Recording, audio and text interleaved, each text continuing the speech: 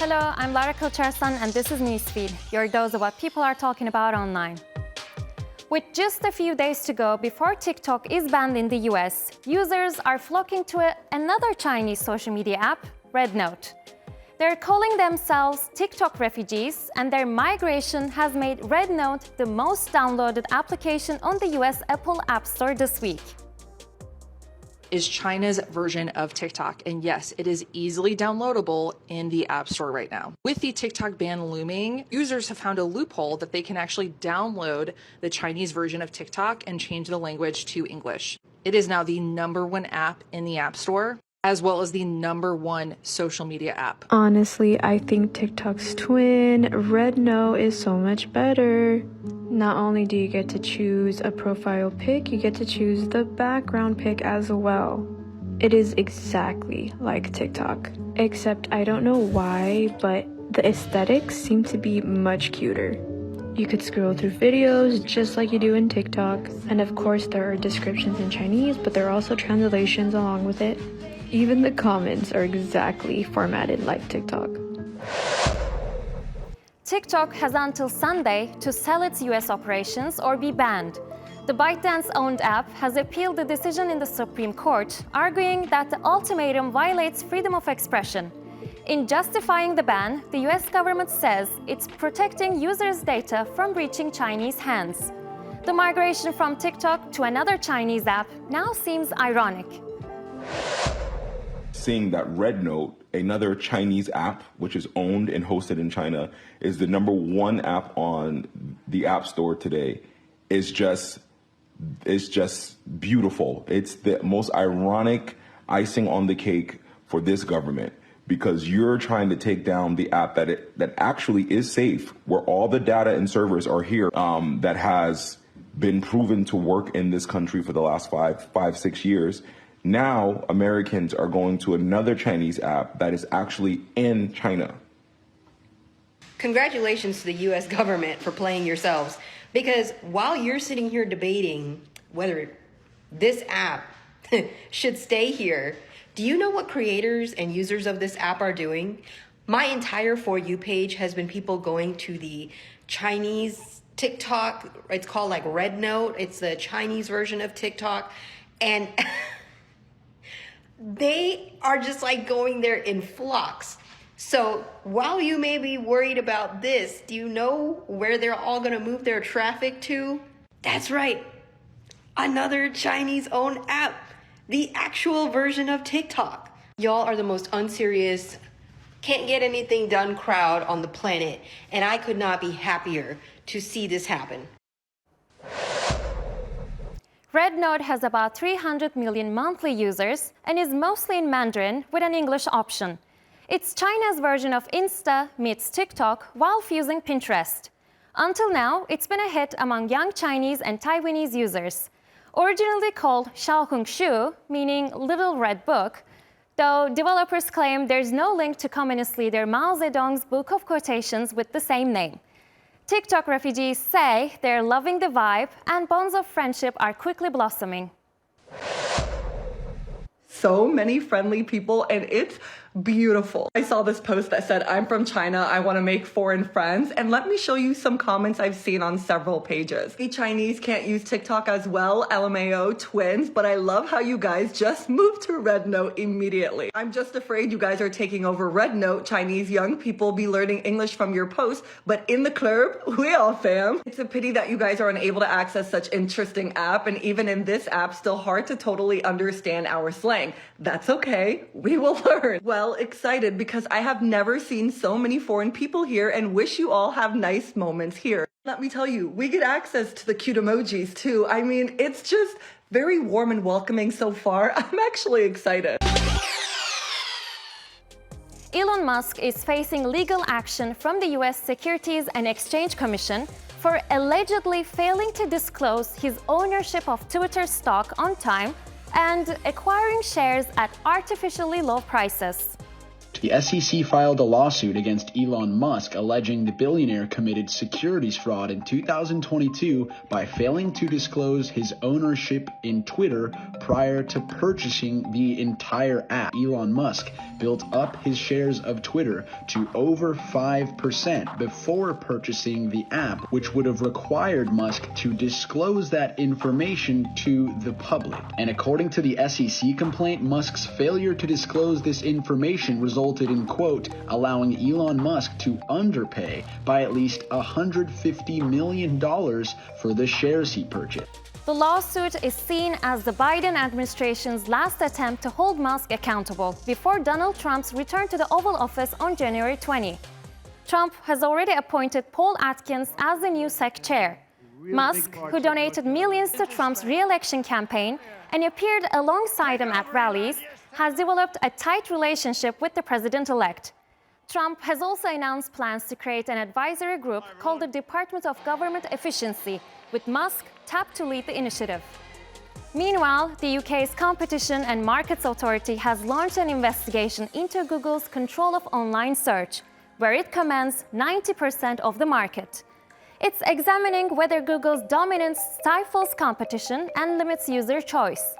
Potential outcomes could force Google to share data with rivals or give publishers more control over how their data feeds its AI tools.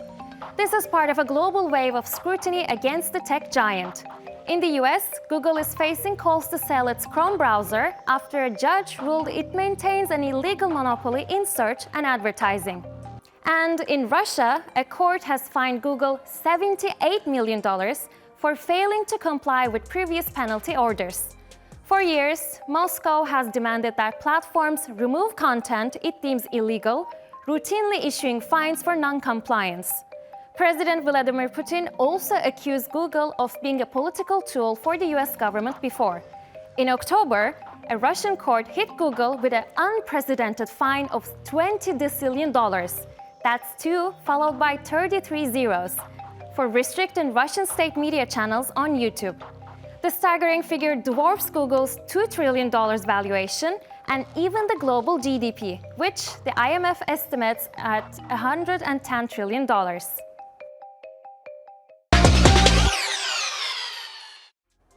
South Korea's impeached President Yoon Suk Yeol has been arrested over his failed martial law bid, which lasted only 5 hours.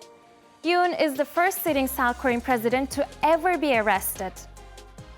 Police officers gathered to execute the arrest warrant of President Yoon for the second time. They entered the compound, and while there was worry that there would be resistance from the Presidential Security Service, they let the police through. Many Koreans are thanking the Presidential Guard for disobeying the president and stepping aside to allow justice to take its course, and I'd like to thank them too for coming to their senses. At 10:36 a.m., Yoon got into a Presidential Security Service car and moved to the CIO building to check himself in. He said through a recorded statement that while he does not acknowledge the validity of the CIO's investigation against him, he has decided to surrender in order to prevent bloodshed. Personally, I think this is just optics to pretend that he wasn't forced to do this, that he's doing this on his own for the sake of the people. Whatever the reason, this is the first remotely right thing he has done since he declared martial law. Like I said, it was a matter of how many tries. He was never going to get away with this. Did you know, since January 1st, the world has a new generation to deal with? Millennials are entering their 40s, the youngest Gen Zs are now pushing 30, and the last of the Gen A has already been born. So move over Gen Alpha and welcome Gen Beta. Dominic takes a look at the new generation we'll all be complaining about in just a few years' time. Gen Beta is the second generation to be born in the 21st century. According to research from McCrindle, they will make up 16% of the global population by 2035, and most of them will live to see the 22nd century. These babies' lives will be defined by rapid technological advancements. Artificial intelligence, ChatGPT, and robotics will not only be part of their environment, but a core aspect of their daily lives. Unlike earlier generations that were introduced to the climate crisis later in life, Gen Beaters are entering a world already full of environmental challenges. Their education is expected to focus on sustainability, making them the first generation that could fully rely on renewable energy. For Gen Beta, the future is full of possibilities, but they will be all about instant gratification. From fully automated cars to deliveries using drones, they will insist on having their needs met right away. And all this will play out in social, economic, and even political aspects of their lives.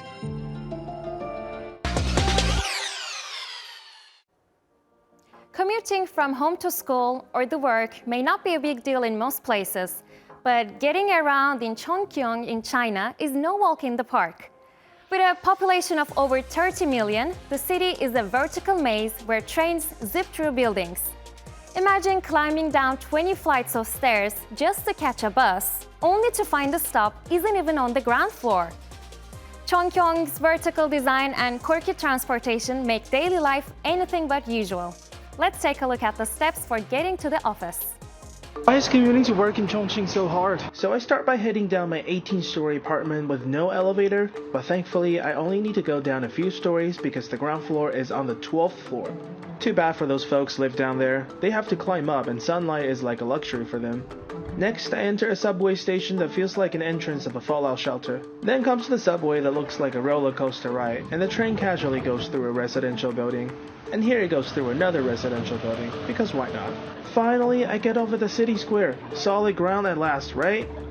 Nope, I'm actually on the 22nd floor of my office building. There's heavy traffic all the way down there by the riverside. It's time to get off work. That subway's too much for me. Maybe the bus will be more relaxing. And somehow the bus takes me 20 stories up in the sky. And finally, millions of Hindus have gathered for Maha Kumbh Mela. It's touted as the world's largest religious gathering, where more than 400 million people are participating. The festival takes place every 12 years, where three important rivers meet: the Ganges, the Yamuna, and the mythical Saraswati. Over the next 45 days, devotees will perform elaborate rituals and take a holy dip, which they believe will cleanse them of their past sins and help liberate them from the cycle of birth and death. Organizers have set up tents, installed toilets, established mega community kitchens, and deployed thousands of closed-circuit cameras for surveillance. Tens of thousands of security personnel are also patrolling the pop-up city. We'll leave you with some of the vibrant pictures from the event. Find our latest stuff on YouTube and do subscribe to our channel. See you soon.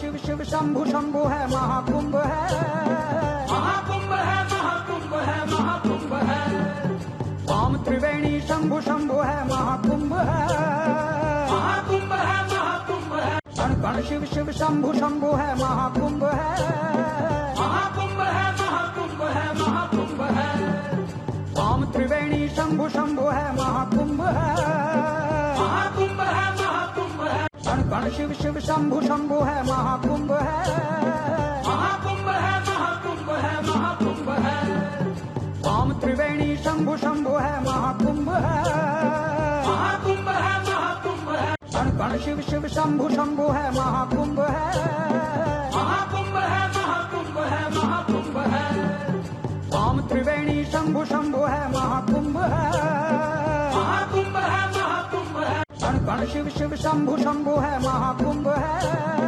Mahakumbh है महाकुंभ है महाकुंभ है वाम त्रिवेणी शंभु शंभु है महाकुंभ है महाकुंभ है महाकुंभ है कण कण शिव शिव शंभु शंभु है महाकुंभ है महाकुंभ है महाकुंभ है महाकुंभ है वाम त्रिवेणी शंभु शंभु है महाकुंभ है महाकुंभ है महाकुंभ है कण कण शिव शिव शंभु शंभु है महाकुंभ है महाकुंभ है महाकुंभ है महाकुंभ है वाम